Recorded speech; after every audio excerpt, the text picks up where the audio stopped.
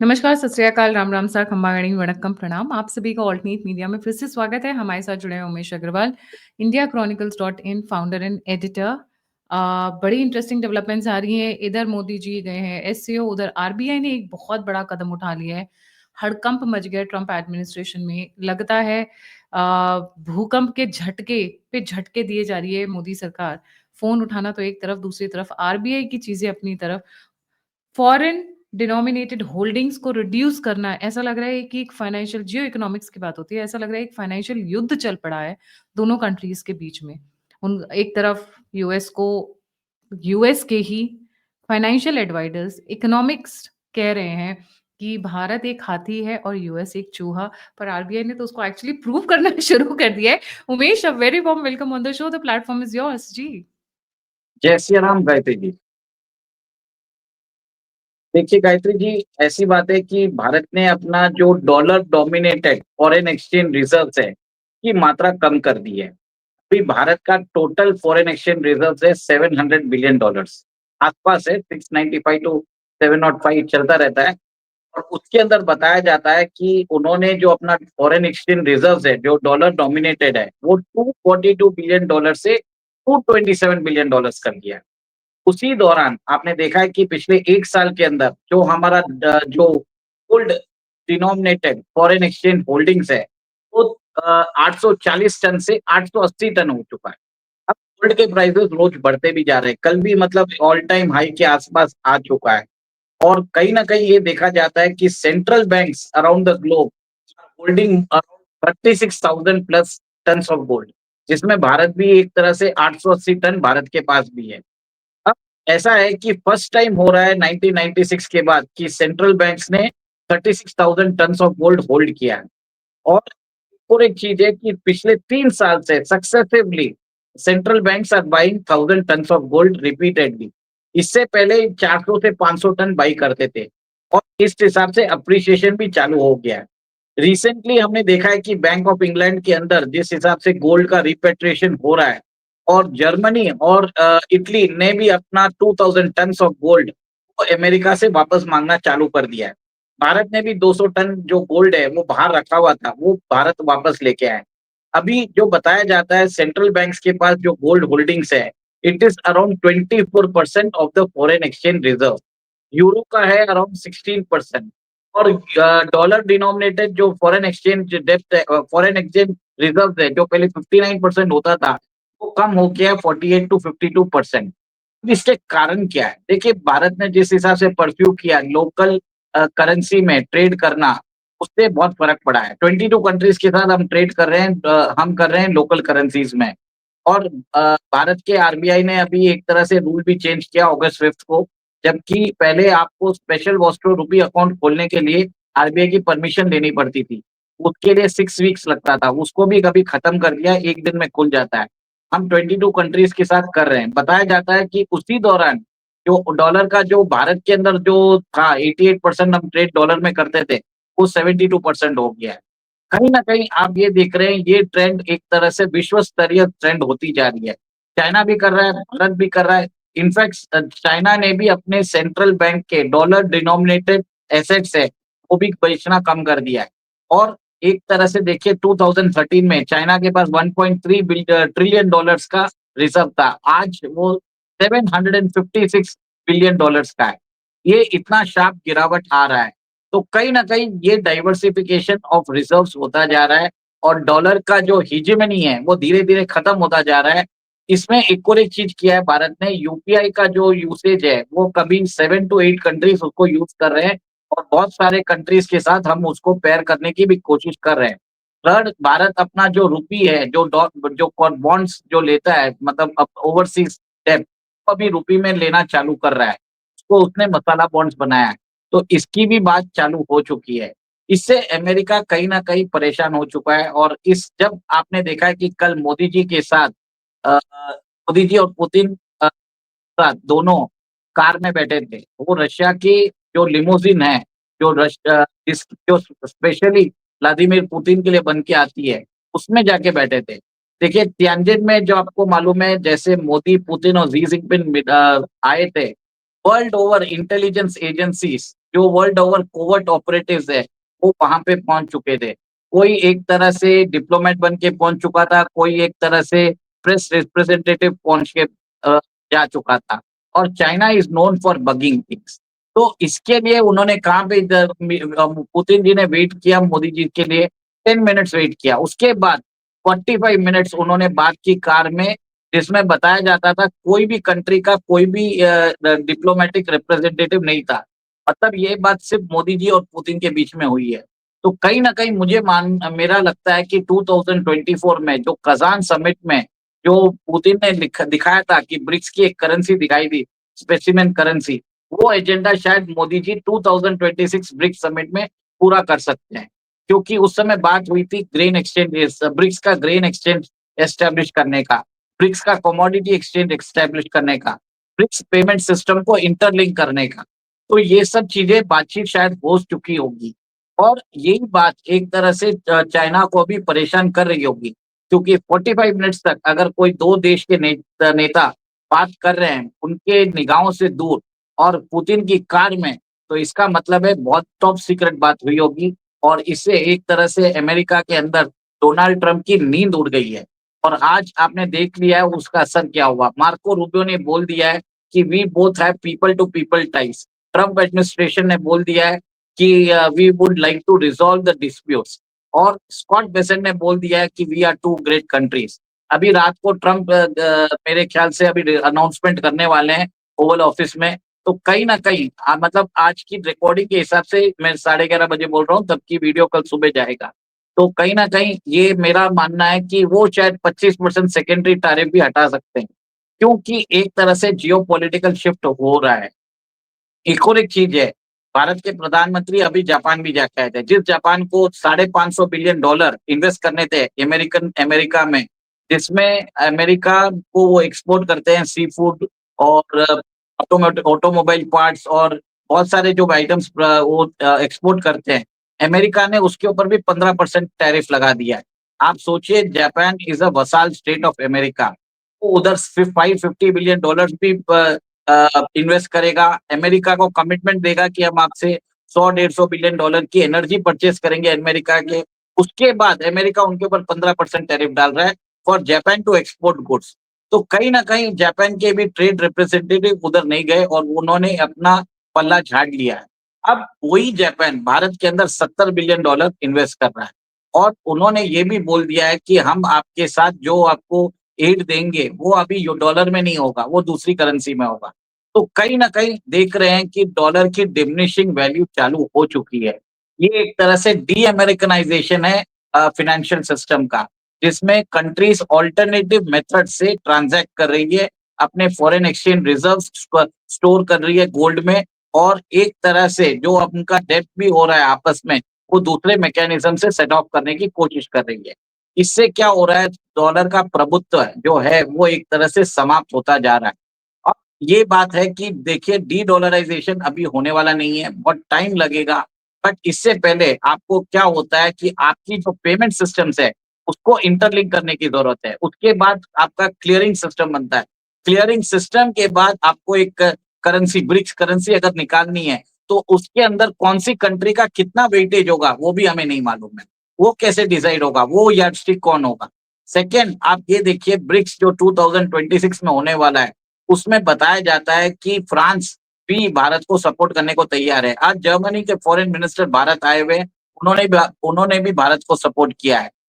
Japan Bharat को support कर रहा है, ऑस्ट्रेलिया भारत के अंदर इन्वेस्ट करना चाहता है, साउथ कोरिया भारत के अंदर इन्वेस्ट करना चाहता है, फिलीपाइंस भारत के साथ अभी उन्होंने डिफेंस एग्रीमेंट भी साइन किया है, जिसमें भारत की एक कंपनी फिलीपाइंस में जाके वहाँ पे वेपन्स बनाने वाली है। देखिए फिलीपाइंस है, जापान है, साउथ कोरिया है, ऑस्ट्रेलिया है, ये सब इम्पोर्टेंट इनके नेवल बेसेस है in the Pacific, American bases है इनके पैसिफिक में। वहाँ पे अगर इंडिया अपने इनपुट्स कर रहा है, तो कहीं न कहीं यूएस की एक तरह से हीजेमनी चैलेंज हो रही है। अमेरिका के 800 बेसेस है इन 80 कंट्रीज अक्रॉस द वर्ल्ड। उसका डिमिनिशिंग सॉफ्ट पावर हो रहा है मिलिटरीली, इकोनॉमिकली, पॉलिटिकली और हर जगह से वो फिनिश होता हुआ नज़र आ रहा है। ये सब क्रेडिट हमें डोनाल्ड ट्रम्प को ही देना चाहिए। अगर डोनाल्ड ट्रम्प टैरिफ नहीं डालते जापान पे, टैरिफ नहीं डालते ईयू पे, टैरिफ नहीं डालते अगर ऑस्ट्रेलिया पे, तो ये उनसे ड्रिफ्ट नहीं होते। तो ये जो सारा क्रेडिट देना चाहिए अमेरिकन आरबीआई एम्पायर ने को। डेफिनिटली आरबीआई ने इस वक़्त $5 बिलियन बेच डाले हैं।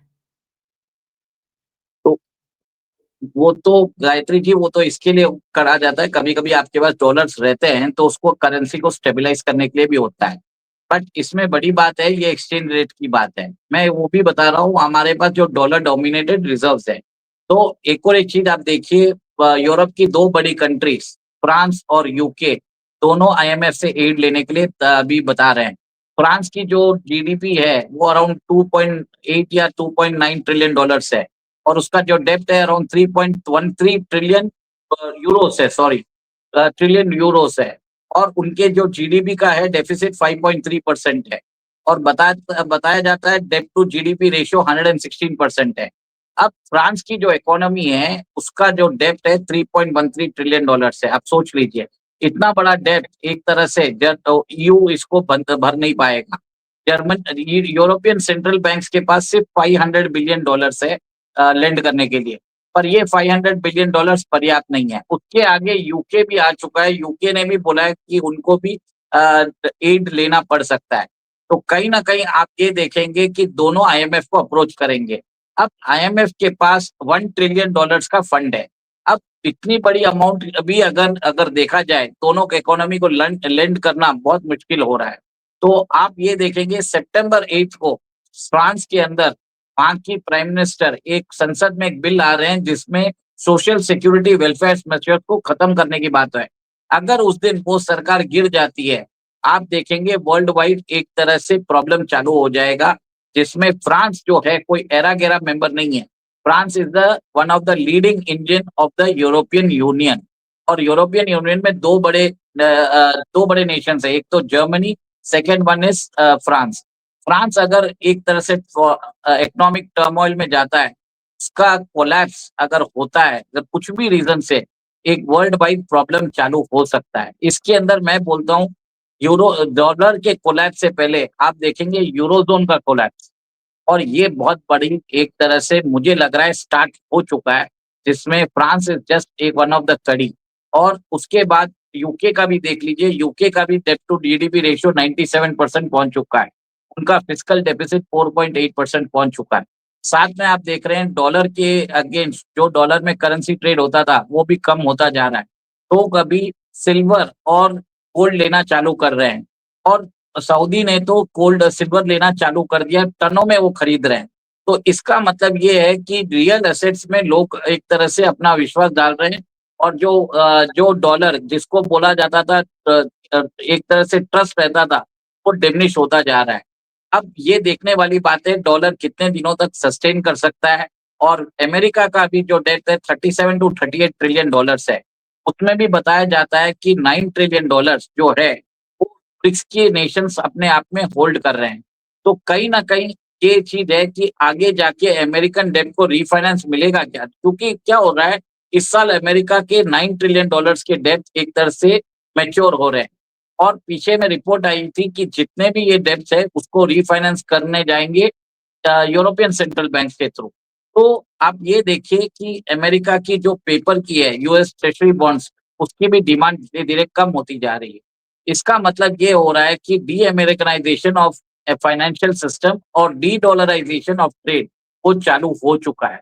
और ये दोनों के चलते एक तरह से इससे पहले यूरोज़ोन का कोलैप्स होगा। क्योंकि यूरोज़ोन एक तरह से मेरा मानना ये है कि आज उनके पास जो उनके यहाँ पे जिस जब से यूक्रेन युद्ध चालू हुआ है, यूरोप रिसेशन में जा चुका है। क्योंकि वहाँ पे एनर्जी कॉस्ट बढ़ गए हैं। वहाँ पे लोगों के पास इतने डिस्पोजेबल इनकम नहीं है। आज आज वहाँ पे जो गैस है, टैंकर में 3 टाइम्स द प्राइस वो अमेरिका से आ रहा है। उनकी इंडस्ट्रीज़ एक तरह से प्रॉफिट जनरेट नहीं कर पा रही है। लोगों के पास डिस्पोजेबल इनकम नहीं है। इसके कारण उनकी ग्रोथ रेट खत्म हो चुकी है। इवन जर्मनी जो है वो रिसेशन में जा चुका है। Germany is the leading economy in the eurozone. तो आप ये देख रहे हैं this is the start of collapse of the western led financial system, जिसमें यूरो का कोलैप्स पहले नज़र आ रहा है मुझे, फिर बाद में डॉलर की बात आएगी। This is just a start और ये एक तरह से बहुत ही ब्रूटल होगा। आने वाले सालों में आप देखेंगे कि जो नया वर्ल्ड ऑर्डर है वो बनेगा जिसमें इंडिया प्रमुख भूमिका निभाएगा एंड इंडिया के कारण आप देखेंगे आईएमएफ के अंदर रीस्ट्रक्चरिंग भी होगी और आईएमएफ के अंदर जो स्पेशल ड्राइंग राइट्स है उसके अंदर अभी 5 कंट्रीज के करेंसी है। डॉलर है, येन है, फिर युआन है, फिर यूरो है और शायद ब्रिटिश पाउंड है। अब इसके अंदर बात चल रही है कि 5 और करेंसी को इंटीग्रेट करना पड़ेगा, इनको भी प्रोपोर्शनल रिप्रेजेंटेशन देना पड़ेगा। उसमें है दिरहम्स है, रूपी है, रूबल है, रांड है, रियाल है। साउथ अफ्रीकन रैंड और ब्राज़ीलियन रियाल, इनको भी प्रोपोर्शनल रिप्रेजेंटेशन देना पड़ेगा। इनको भी आईएमएफ के एसडीआर में जोड़ना पड़ेगा। तब जाके ये एक तरह से वर्ल्ड ऑर्डर कंप्लीट होगा। अब ये कैसे होगा, कब होगा वो हमें नहीं मालूम, बट इसी के द्वारा मेरा ये मानना है जब मल्टी कंट्री क जब अगर वर्ल्ड के अंदर अगर एक कंट्री की करेंसी अगर रिज़र्व करेंसी बन जाती है, उसको वेपनाइज़ किया जा सकता है। जैसे रशिया के खिलाफ हुआ था, उनके $300 बिलियन के रिज़र्व्स को कॉन्फिस्केट कर दिया गया था। मल्टीलैटरल करेंसी के अंदर वेटेड एवरेज के थ्रू अगर वो एक करेंसी बनता है, तो उसके द्वारा अगर आप ट्रेड करते हो, तब जाके वो एक तरह से मॉनेटरी आर्किटेक्चर सेफ होता है, जिसमें कोई भी कंट्री अपनी हेजेमनी नहीं चला सकता। भारत इसी के लिए बोल रहा है और ये एक प्रोसेस चलने वाला है और ये एक मल्टीपोलर वर्ल्ड की शुरुआत है। और ये खत्म कैसे होगा, स्टेबलाइज़ कैसे होगा? क्या इससे पहले कोई वायरस आएगा? क्या वापस कोई फाइनेंशियल कोलैप्स आएगा? क्या एक वर्ल्ड वॉर होगा? वो हमें नहीं मालूम, पर कुछ भी बड़ा चीज़ करने से पहले और ज़रूर होते हैं और इसी के दौरान हमने देखा है कि 1945 में डॉलर रिज़र्व करेंसी बना था। अब डॉलर कितने दिन तक सर्वाइव कर सकता है, वो देखने वाली बात है, गायत्री जी। बस इतना ही बोलूँगा। जय Siya Ram. Thank you so much. That was very fast forward, Umesh ji. You covered a lot of points in just 15 minutes. Tremendous. इसका मतलब हम 2 चीज़ों का कोलैप्स एक साथ देख रहे हैं। एक तो डॉलर का भी देख रहे हैं और यूरोज़ोन का भी कोलैप्स देख रहे हैं। बोथ आर नहीं, हैपनिंग एट देखिए सबसे पहले तो यूरोज़ोन का कोलैप्स देखेंगे, फिर बाद में डॉलर का कोलैप्स देखेंगे। अब डॉलर इतनी जल्दी कोलैप्स नहीं होने वाला है। डॉलर को बचाने के लिए अमेरिका कुछ भी करेगा। आज उसने कुछ भी रेजिम चेंज ऑपरेशंस चालू कर दिए हैं। थाईलैंड एंड कंबोडिया के बीच में वॉर चालू करवाया था। उसमें अभी बात हो रही है कि इंडोनेशिया में राइट्स चल रहे हैं। थाईलैंड की जो पीएम है, उनको एक तरह से निकाला गया था। अब ग्रीनलैंड के अंदर उन्होंने रेजिम चेंज ऑपरेशंस चालू कर दिया है। फिर वेनेजुएला में मिलिट्री ब्लॉकेड उन्होंने चालू कर दिया है। वहाँ पे बताया जाता है कि 8 नेवल शिप्स विथ 1200 मिसाइल्स को वहाँ पे लॉक इन कर चुके हैं। भारत के अंदर वोट चोरी का बात चालू हो गया है।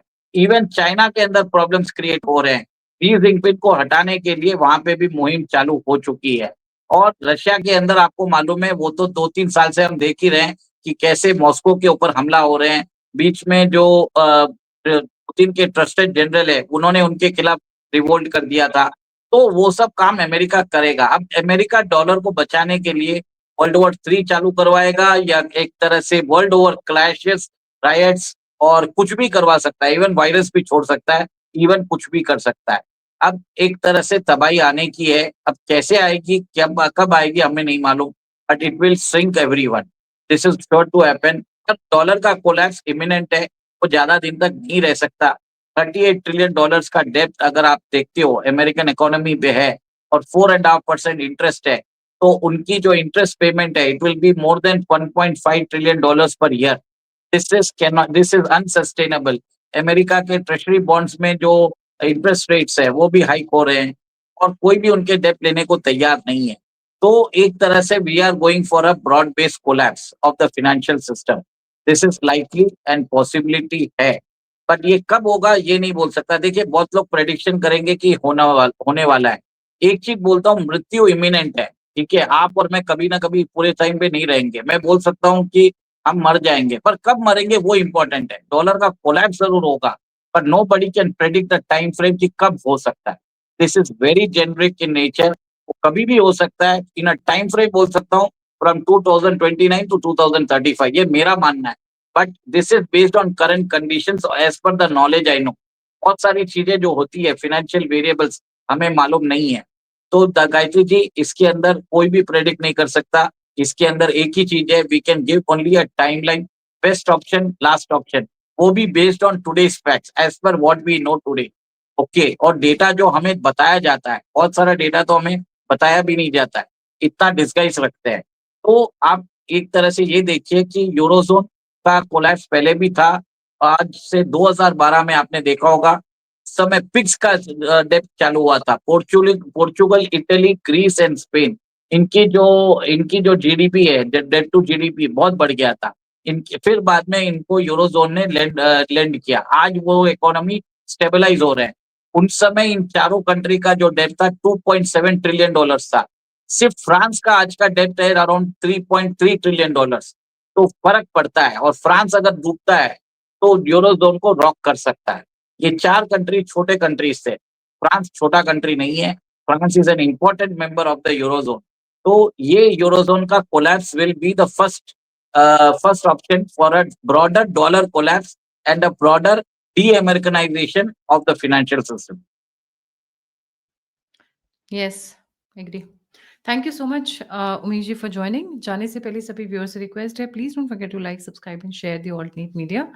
अगर आप कंट्रीब्यूट करना चाहते हैं तो नंबर और यूपीआई स्क्रीन के ऊपर है। अगर आप फीडबैक देना चाहते हैं, मुझसे जुड़ना चाहते हैं, इन्फॉर्मेशन शेयर करना चाहते हैं, तो सभी के सभी लिंक्स डिस्क्रिप्शन बॉक्स में। इसी के साथ जय हिंद, जय श्री राम, हर हर महादेव, जय श्री राम। जय सिया राम।